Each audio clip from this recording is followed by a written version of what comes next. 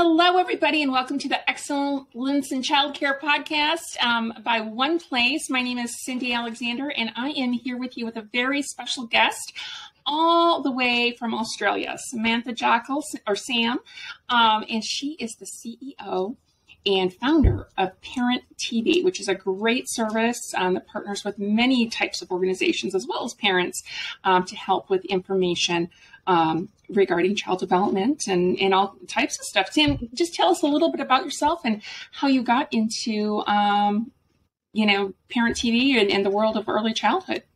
Yeah, so hello. It is great to be here. And yeah, I get the opportunity to tell a little bit of our story, a bit about ParentTV and me. ParentTV is about 6 years old, I think, this year. So I've been 6 years into the ECE kind of sector doing lots of work supporting parents and educators.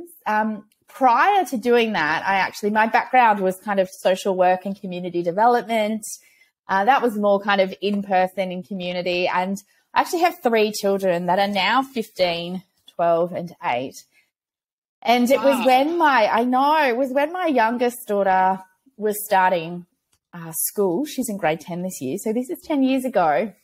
I was actually at home because I was looking after kids, and I ended up establishing some online communities to support parents. One of those was called School Mum, and that actually grew on Facebook to be over about 460,000 parents. And for about 6 to 8 years, I was, creating content and doing a lot of work online. I had a bit of a team, just supporting parents. But what I kind of learned over those 6 to 8 years, most of the way that we kind of were able to make a business out of that, because it was a lot of time and effort, was through sponsorship and advertising. And after about 8 years, I kind of went from, starting out trying to help parents to, selling 2-minute noodles and Milo to mums. In terms of my life became about advertising products, because that's the business model that kind of existed around some of that influencer work. And yeah, I just kind of had this hard stop one day when I realized that parents were coming online and asking for help about, their kids and their child development. And for a lot of the content and a lot of the responses they were getting, it was a complete choose your own adventure. And for a lot of it, there was agendas, advertising, and a whole bunch of different bits and pieces attached that wasn't actually about answering the question parents were asking. So I really believed that they needed to be a brand that parents could trust, where they knew when they were reading information from them or going to them for help, that there was no agenda attached outside of bringing them kind of the best research-based information around their child's development and what might be happening for their kids. And that's kind of where ParentTV was birthed. So what you said about choose your own adventure, in these groups, could parents answer each other's questions on certain topics? Yeah. Oh gosh, those mom groups can be quite the plethora of opinions and information, can't they? They can. And it's a bit tricky because on the one hand, I think there's some really good stuff about us all supporting each other because we're all in it together. But on the other hand, it can be quite dangerous because, sometimes as parents, we think we're experts because we've done it, but we're actually only experts in our kid.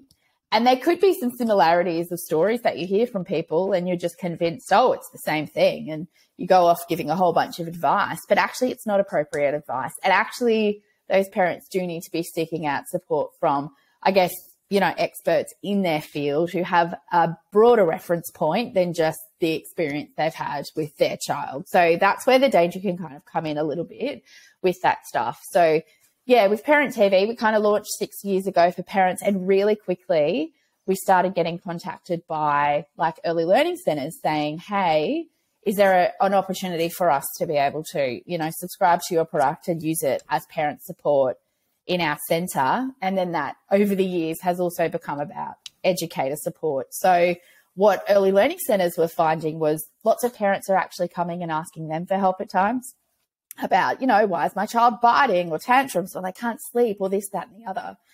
But for a lot of ECE workers, they may be 19, 20, 21, maybe don't even have any of their own children and certainly don't have a really robust kind of understanding of child development. So to be able to answer those questions, they needed some support, and that's where ParentTV was able to come in, or is able to come in, because we have about 2,000 videos on our platform, and we work with psychologists, psychiatrists, pediatricians, occupational therapists, speech pathologists. So all of our experts they're credible, they're research-based, they've got runs on the board. We do work with some really high-profile experts, people like Maggie Dent, Tina Bain Bryson, Dr. Justin Colson, Kayleen Henderson, Sandy Phoenix, Teacher Tom. So, you know, there's an automatic sense of trust in our content just because of who is on the platform. And most of our videos only go for about 5 minutes. So the point is it's short, sharp, and helpful information, just answering the questions that are popping up in centres to make it really efficient and ensure that people actually get proper information, not just kind of go to Google and find the thing that kind of backs them up and suits them in terms of the story that they're telling themselves, because that's actually not really helping us. So Parent TV essentially offers a lot of video lessons and courses that are helpful to parents, educators, and other people that work with children. Yeah, so see us a little bit like Netflix or YouTube for parenting resources. So essentially we brought together like the world's leading parenting educators and filmed, now about 2,000 videos. We have turned a whole bunch of those videos into kind of interactive courses as well. So there's kind of a range of different types of content that people can engage with depending on what it is that they're looking for. But the main thing to know about the platform is like search is really easy, kind of like YouTube. And we've mapped it out. So when you log in, it's kind of broken down into like baby, 1-year-old, 2-year-old, 3-year-old, 4-year-old, 5-year-old, 6-year-old. So you can kind of click on 2-year-old, and then all the content relevant to a 2-year-old will come up. And that's further broken down into categories like behavior, general parenting, mental health, sleep, nutrition. So you can kind of just go and explore based on how we've kind of laid out being able to find content for ages. But you can also just go and search the word biting, and all of the videos on the platform that say have biting in them will come up, and you can just click on it. And the other thing to note is our key videos are also in 5 languages. So we have videos in Arabic, Spanish, Mandarin, Cantonese, and Hindi. And that really came out of ECEs going, a lot of the families that need like really good support often have English as a second language, and we're unable to have proper communication with them around why their child might be having extreme separation anxiety issues. So yeah, we did the work of translating the videos into the top 5 most spoken languages outside of English. And centres are able to send videos to their families in the languages that they speak. Well, that is amazing. That sounds like a major undertaking, 5 languages. Wow. It was a major undertaking. We did actually get some support from the federal government through a Female Founders Tech grant to be able to do that, because they knew it was really needed. It was a process, but we did it. So it sounds like, you know, a lot of the content is really geared for parents, but other than, you know, the ways that you've already mentioned where, you know, possibly you could educate some of your staff that needs to be brought up to speed on certain things. How else does Parent TV work with centers to help them? You know, what are some of the benefits for schools? Yeah, no, that's a great question. We actually have a whole range of content that's professional development for staff as well. So outside of having probably about 20 courses, probably about 20 hours of professional learning on the platform as well for staff. So example, like Maggie Dent, why play is essential for children. Vanessa Lapointe did a course for us on trauma-informed practice and education. Jason Gibson, bridging the gap between home and like your centre. They're just a few. Dr. Justin Colson, the do's and don'ts of discipline. So they're just a few examples. But essentially the real value of Parent TV for staff, outside of just doing that traditional PD, and we talk a bit to centres about this, is seeing it as a tool that you can use like on a weekly basis to do like micro learning with your staff around child development. So one of the biggest issues is for a lot of us, and this was as true for me as a parent. So there's no judgment on ECE work. It's like, this is true for parents, like who have children. we actually don't fully understand child development, their brains, and what the appropriate expectation of children should be. And often we're treating children like they're small adults when they're not. They are not capable of responding to us in the ways that we want them to respond to us. That's an expectation that we should have of an adult, not a child. And in fact, I kind of laugh at my husband a little bit. And I'm like, you can't even emotionally regulate yourself and stay calm when you're reacting to the children. How on earth do you think that is okay to expect that of your child when you as the adult are not even capable of that? Like, and we have these really unrealistic expectations of children. So one of the things about Parent TV with your staff is really being able to use it to help them understand what is appropriate and not appropriate, or normal and not normal for children and their behavior. Because I think it's one of the biggest things that we don't understand. And therefore our response to kids is often not an appropriate response because our expectations are totally out of whack. So something that childcare centres do is, say, if they have a staff meeting once a fortnight with their staff, something that the childcare director can do is just pick up 1 5-minute video. So it doesn't have to be long, and we play it together, and then we discuss, like, why is it that children bite and how do you respond to that? And together as a centre, starting to really value knowledge, education, and understanding of child development will 100% transform your centre. And then those staff become more confident as educators to be able to talk to parents, to be able to respond to kids. And sometimes, you know, it's just about getting understanding in terms of, like, you know, something as simple as separation anxiety. Like, that's a safety thing for children. They need to feel safe in order to be able to separate from that parent, and they need to have, you know, connection with someone else, like safe connection, to be able to make that transition. There's certain things that you can put in place for that to happen for that child. But if you don't understand that that's what's happening for them, then you just might be like, oh, stop being silly. Your mum will be back later today. It's fine. It's fine. Like, you're just being silly. But they're like, when you're talking about earlier about, you know, responding or expecting children to act like little adults, you know, as a previous center owner and director, you know, with the team, I always could tell the difference. And, you know, I don't mean to speak down about or speak ill of those that didn't have some early childhood education, but you could always tell the ones that did and that understood a little bit more about brain development and what to expect than ones that, you know, just had a heart for children and wanted, you know, to get their foot in the door in an early childhood setting. And, you know, they had good intentions, but they didn't have that understanding.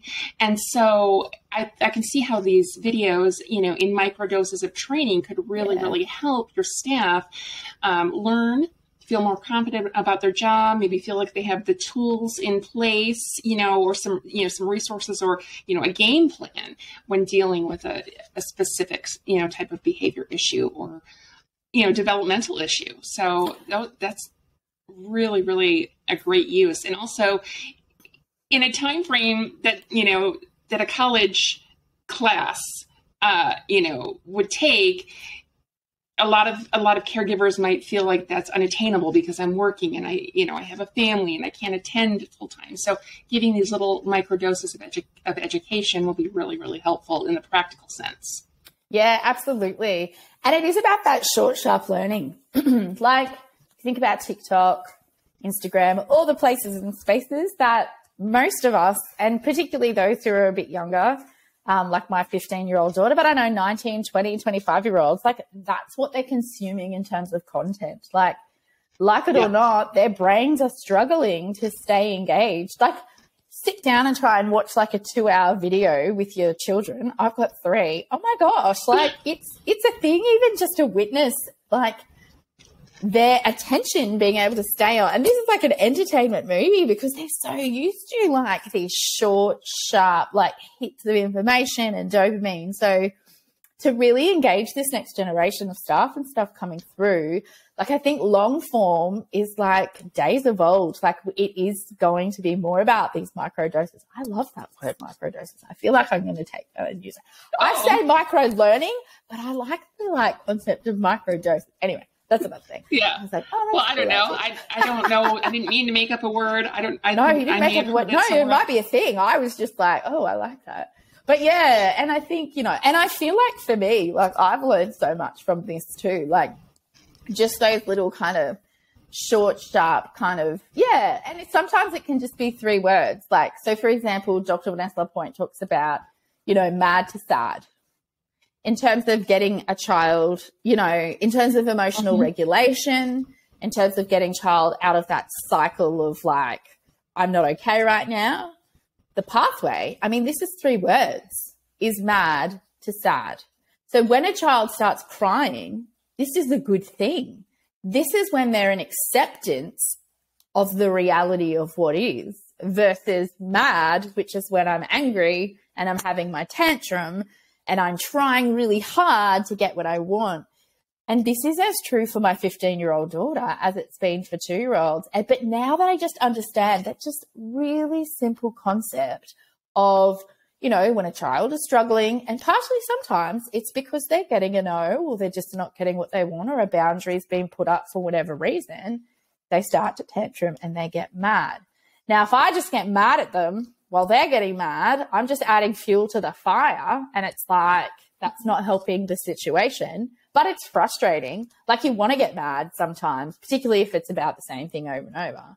But in the process of like just one little thing I've learned, it's actually you want to try and move kids from mad to sad. And then once sadness hits, that's like acceptance, and that's kind of where they enter out and start to move on. But if you keep them in mad, and as adults, like something that, I found really helpful to understand about emotional regulation, because that's something that we're talking about a lot in terms of kids, is they're not capable of emotionally regulating themselves. It's actually not possible. The way that they get self-regulation as a child, a small child, is through co-regulation. That's where somebody shares their calm with them. And that is that adult. It's that educator. It's that parent. We are to be that co-regulator that they can model to express how they're feeling, because sometimes they just don't know. And that's where the hitting and the tantruming and the outbursts come from, is because they have no idea what to do. And so absolutely. when you share your calm and you share your words, it can really, really help a child to be able to become socially, emotionally intelligent. Yeah, and kind of just move through. I mean, even as an adult, to be honest, this match that I'm like, this is like true for me too. Even at like 39, I'm like, whenever I'm really mad about something and I've like got rage because I'm not getting what I want, I'm like, and I can't do anything about it. And then at some point, like now, if I start crying about something, I cry a lot. The last like 3 years, I think I've cried more than like I had in like the pre-36 years of my life, since I've really realized this. But it's funny, but I'm like, that's actually where I enter out. Like, it's like we avoid sadness because we think it's a bad thing, but actually just feeling the emotion of disappointment, of grief, of, acceptance. Sometimes there's the sadness there, and that actually moves that anger, that frustration out of us. It's like emotion is energy in motion, right? So it's coming out. So anyway, I feel like me as an adult, like I've become much more functional after like understanding some of this stuff for kids. I'm like, it's as true for us as it is for them. And when you get it as an adult, you just become that for a child, because like you get this empathy of understanding. And I think the reality for a lot of us adults is we never got the appropriate co-regulation and response from our parents, because the knowledge just wasn't there. And the culture was a little bit like seen and not heard, do what you're told because I said so. And we were just like shut down. And so we don't have the programming and the roadmap from how we were raised for a lot of us but now we've got all this information on it. So now it's like, oh no, we understand that this is important, but we haven't lived it ourselves. So when you're showing up with your kid going, I've got some understanding this is important, but I actually have no experience in how to do this because it never was something, that's where, these are some of the conversations and some of the modeling that we can start doing as leaders in ECs, as, educators with kids. Like, it nearly has to be a team effort where you all kind of come around together in that sense of co-regulation, get everybody on the same page. And this topic that we've been talking about helping children regulate and express their emotions, I imagine that this is just like scratching the surface, and we're talking about one topic that you guys talk about as far as the videos that are available in ParentTV. 100%. So we've got speech development, toilet training, biting, fussy eating, like it can go on and on and on. I've just been talking about emotional regulation because it's a big one. Yeah, and lots of people do talk about behavior.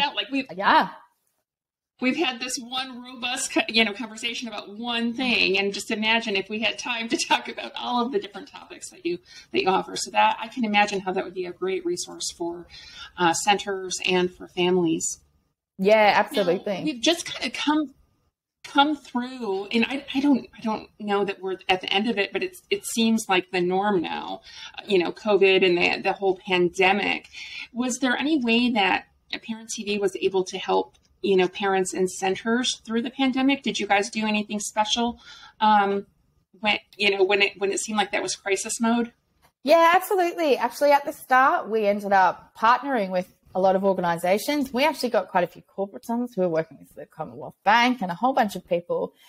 We ended up sending out like a daily kind of email, support or packs of, so in that was like, here's kind of like a video that might help you support your child, but then we also had like activities and a whole bunch of stuff. So actually on ParentTV, which I haven't said, we have the videos for parents and we also have professional development for educators, but we also have about 500 activities on our site as well, which are like Pilates classes and yoga and breathing activities and dance and music and a whole bunch of different things that are just short 2-3 minute videos.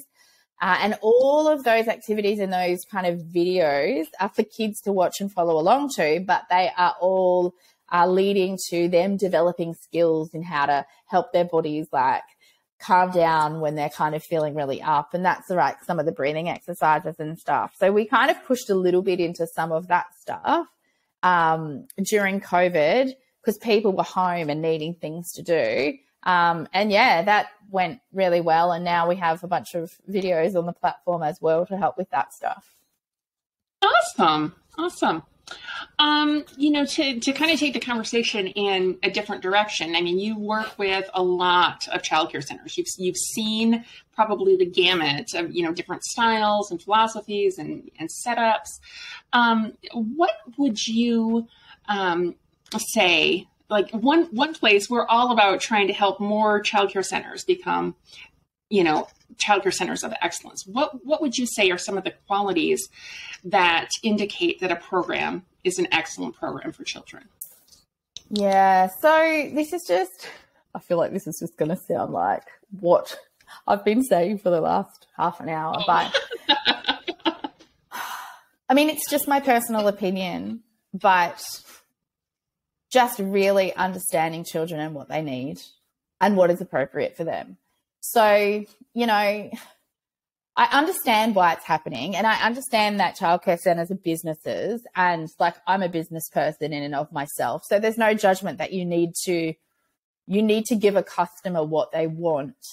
What I fear a little bit that I see happening is how much focus is going on how childcare centres look and present and the branding and all of those pieces, because how things look is becoming a big deal to this next generation because you've got Instagram and all these.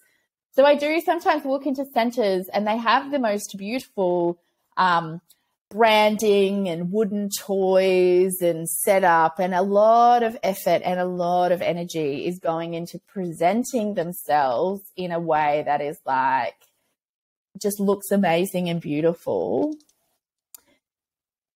But I know from a child development point of view, in terms of what kids actually need, that has absolutely nothing to do with properly supporting the needs of children. And so, but I understand that when a parent walks in, what they might want to see is this beautifully curated toys and design of all of these bits and pieces. What they don't want to see maybe is paint, like a bit of a dodgy looking centre with some kids out the back digging in a hole with a stick. But the reality is that the dodgy centre with the kids out the back digging in holes with sticks, from a child development point of view, actually may understand way more about what kids actually need, which is free play, kind of agency to a degree over themselves in terms of what they do, to be exploring and getting dirty and getting messy. And, it was really funny. I was a bit particular about the centre that my son went to when he was, because all my kids did some form of like early learning kind of care when they were younger. And the centre he went to, I swear people in our like local area would have said that's the dodgiest centre here, because slightly of how it presented and the fact that every time you walked in, it appeared like the childcare workers weren't actually like doing anything, because there was no like massive structured kind of situation going on. The kids were just like let loose to like, but I knew actually that's what my 4-year-old son needs is actually not to have, this is him, like a really structured planned thing where someone's teaching him how to write and do his numbers and do all of these like educational things. He actually needed to be left to play and get it right and get it wrong and have no kind of outcome set. Like I knew enough about all of that stuff to go, he's safe. These people care. He's being, and so sometimes I think, and it's driven by parents, right? So some parents would walk in and go, and you're a childcare centre and you're a business. So you're like, you have to actually present something that people are going to want to pay money for. But it's this tricky thing because parents don't actually fully understand themselves, like what the kids need. Right. They might so just having a beautiful center is not necessarily an indicator of the quality of care and education that might be happening within those walls. So definitely focus more on what the children need. Child development, understanding play. I mean, okay, so this is one of the biggest things is actually consistent carers for those kids. So I do know, and that is a challenge that we're facing right now. 100%. I think worldwide is finding and keeping staff.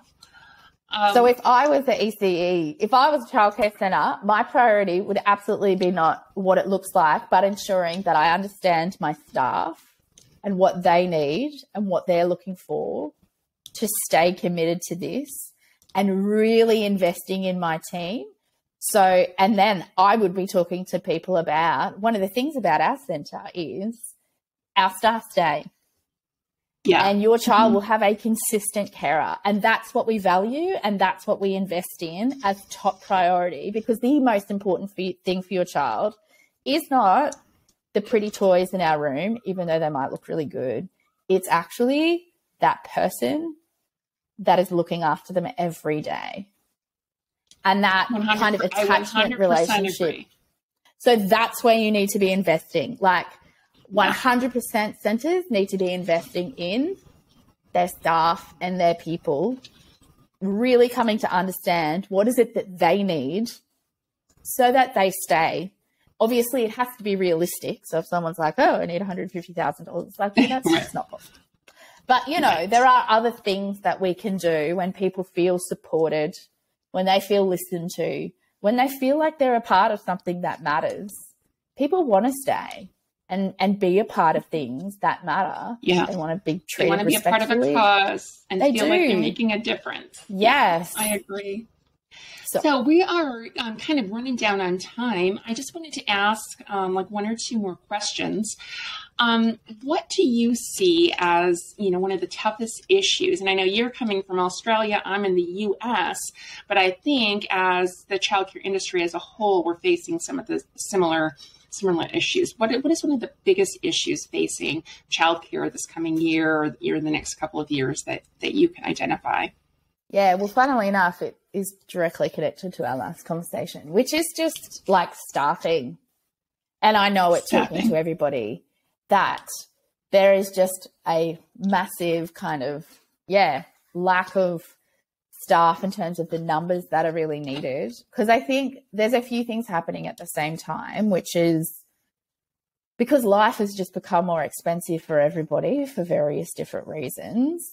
For a lot of families, they need two parents working to be able to pay the bills. And so I think there are a lot more children who are going into care earlier compared to maybe 10, 20 years ago, when either parent might have stayed home for a bit longer because they could afford to. For a lot of families, they can't afford to. So firstly, there is this big run of like, we need more childcare centres, and they are popping up everywhere. So there's probably a lot more competition as well. But secondly, they need to be filled with people who can look after kids. And because it's not a highly paid job, which everybody kind of knows, unfortunately, I mean, that for me is one of the most devastating things, because it's not about childcare, like government, and we don't value the early years in a way that we should, because they're actually the most critical years of development for human beings. And what happens in those first 1,000 days determines the rest of your life. But we see it, not ECEs, but we as society, as like, we're just babysitting kids. It's like, no, we're setting the foundations in the lives of these children that will impact who they become and what their outcomes will be in those first 3 years. The job is much years. more important than the pay scale would indicate. 100%. I think that the general populace and governments realized that through the pandemic, when so many schools, had to close down or change hours, having to do with pandemic related issues. So thank you for that insight. If listeners wanted to contact you, how would they get in touch, Samantha? Yeah, so they can either just go to parenttv.com and fill out a contact us form, or they can just email me directly, sam@parenttv.com, which is pretty easy to remember. Pretty easy. Okay. We're on Facebook Awesome. and Instagram and TikTok and YouTube. And so, you can always go to any of those places and send a message as well. But essentially the website, any contact us, or just sam@parenttv.com. Well, I've really enjoyed this conversation with you. I was thinking that we were going to learn a lot about ParentTV, which we did, but I didn't expect us to get so in depth into children's issues and how to support them. And I found it a really enjoyable conversation. So thank you so much for joining me. Yeah, no worries. In this Thanks discussion. for having me. Yeah. It's been really good. Thank you to our listeners. Yeah. Go ahead. Did you have something else? I was just going to say it's been really good. It's funny. I mean, I do get a bit passionate about all the things, but that's what drives the kind of basis of ParentTV and why it even exists. Because, when you actually have education and knowledge about things, it's a game changer. Yeah, and it makes a difference for children and families. So I loved it. I love this talk. Thank you for our listeners for listening to the Excellence in Childcare podcast by One Place, and make sure to subscribe so you know when the next episode is coming out. Thank you, Sam, for joining us today, and thank you to our listeners. Bye-bye. Bye.